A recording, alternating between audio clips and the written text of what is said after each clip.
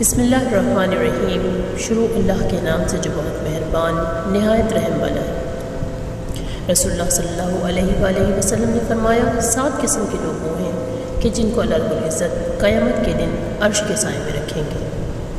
جن میں سے ایک وہ ہے جو عادل حاکم ہے، جو اپنی رعیت کے ساتھ عدل کا معاملہ کرتا ہے، اور دوسرا وہ آدمی ہے جو اپنے رب کی عبادت میں پروان چڑھتا ہے،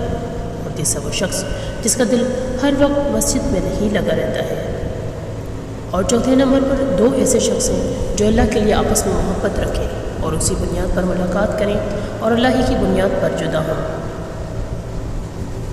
اور 5واں وہ شخص ہے کہ جس کو کوئی صاحب خاندان اور صاحب جمال عورت برائی کی طرف دعوت دے اور وہ کہے کہ میں تو اپنے رب سے ڈرنے والا ہوں،